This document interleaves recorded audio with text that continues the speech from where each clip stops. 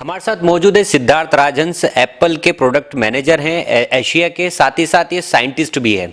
इन्होंने देश के लिए कई ऐसे काम किए हैं जिनके लिए हम इनसे बात करेंगे और जानने की कोशिश करेंगे कि वो देश के लिए किस तरह से फायदेमंद हो सकते हैं और आने वाले 2017 में क्या क्या लोगों को नई सौगात मिलने वाली है डिजिटल इंडिया के तहत। सिद्धार्थ, आपका बहुत बहुत स्वागत है। मैं यही जानना चाहूँगा सबसे पहले कि 2016 में आपका एक स्वर्णिम प्रोजेक्ट था आपका, जो माननीय एपीजे अब्दुल कलाम स्वर्गवासी उनके साथ था।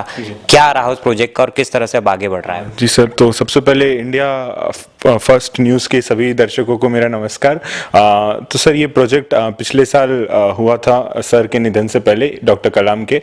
तो उनसे मेरा उनके 10 राजाजी मार्ग दिल्ली स्थित निवास में 3-4 बार मिलना हुआ था।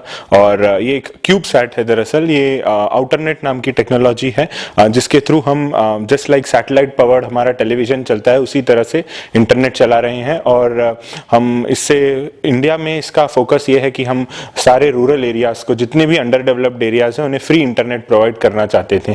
तो कलाम सर का भी, क्योंकि ये डेवलपमेंट से जुड़ा हुआ था, इसलिए उनका भी इसमें काफ़ी ज़्यादा लगाव था इस प्रोजेक्ट से। और सबसे बड़ी बात यह है कि उसके बाद उनके निधन के बाद हमने इस सैटेलाइट को उन्हीं के नाम पे रखना उचित समझा। और दिसंबर में last year PSLV C-29 mission के तहत इसका लॉन्च हुआ। ये क्यूब सैटेलाइट है और फिर इस साल शुरुआती दिनों में ये ऑर्बिट में अच्छी तरह से स्थापित भी हो गया और उसके बाद से फिर हमने ऑपरेशन शुरू किए। तो इंडिया में इसका हमारा फोकस ये है कि मैं हाल ही में मनोज सिन्हा जी, जो अभी के अपने दूरसंचार मंत्रालय के प्रमुख हैं, मंत्री हैं, उनसे मिला था और हमारा लाइसेंस भी क्लियर हो गया है। आउटरनेट का पहला भारत में लाइसेंस है ये। और इसके तहत हम जो आदर्श ग्राम योजना है, तो इसमें सबसे पहले हमने शुरू किया है जयापुरा वाराणसी में, जो है ये डायरेक्टली प्रधानमंत्री माननीय श्री नरेंद्र मोदी जी का गोद लिया हुआ गांव है। तो इस प्रोजेक्ट का हमने आदर्श ग्राम योजनाओं से शुरुआत की है। सब जगह हमने इंस्टॉलेशन इसका कर दिया है और हम इसी तरह से फिर भारत में सभी रूरल एरियाज को कवर करते जाने वाले हैं, करेंगे। 2017 की मैं आपकी प्रायोरिटी जानना चाहूँगा, आपके गोल्स जानना चाहूँगा कि 2017 में आप क्या सौगात देंगे देश को एज ए डिजिटल इंडिया के तहत यदि बात करें, या फिर हम एज एक यंग एंटरप्रेन्योर के तौर पर बात करें, तमाम चीज़ों के बारे में बात करें तो किस तरह से? तो सर 2017 तो I am really looking forward to it. और काफ़ी सारी चीज़ें हैं। एप्पल का भारत में काफ़ी योगदान बढ़ने वाला है।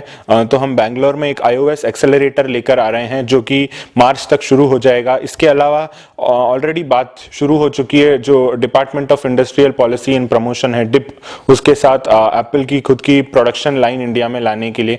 तो ये 2 प्रोजेक्ट्स साइमल्टेनियसली चल रहे हैं।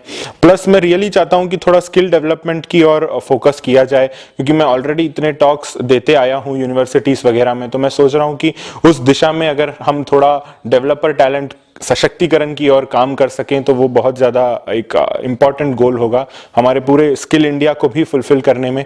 और डिजिटल इंडिया की जहाँ तक बात है, तो मैं चाहता हूँ कि जितने भी हमारे गांव हैं, अब हालांकि इसमें कुछ स्टेट्स ऐसे हैं जिनका कि पॉलिटिकल मतभेदों के कारण और वो विपक्ष दायित्व के कारण उतनी जल्दी इम्प्लीमेंटेशन नहीं हो पाएगा, बट बाकी जितने भी हमारे बीजेपी स्टेट्स हैं, उन सभी के गाँवों को मैं डिजिटलाइजेशन की और ये बहुत महत्वपूर्ण कदम होगा।